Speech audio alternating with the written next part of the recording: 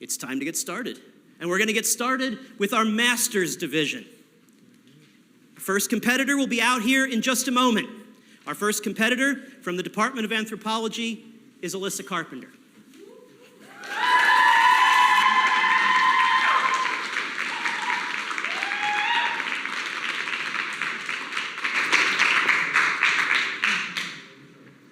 If I asked you what countries fought in the American Revolutionary War, you'd say the British and the American colonists. But what about the French? One of the ways we're learning just how important other nations were for the war is through archaeology, specifically the archaeology of cannons. My research is focused on the conservation and historical analysis of 20 Revolutionary War cannons recovered in Savannah. In 2021, when deepening the Savannah River, the U.S. Army Corps of Engineers unexpectedly encountered a unique assemblage of artifacts. 2 years later, when they arrived at the Conservation Research Lab, they looked like bright orange Cheetos. They were covered in concretions and red Georgia mud. It was hard to identify any features that clearly screamed, "This is a cannon!" We hammered and chiseled and scraped all the concretions off of the surface and found that most of the cannons remained loaded, containing gunpowder bags, cannonballs, rope, and wood. The rope recovered looked as if you went to a craft store and bought a ball of yarn yesterday. It's extremely rare for both paper and rope to survive for hundreds of years and from an underwater environment. The bore contents of these cannons provides a unique opportunity to fill in the missing pieces in the historical record. The gunpowder bags were secured with a folded bottom.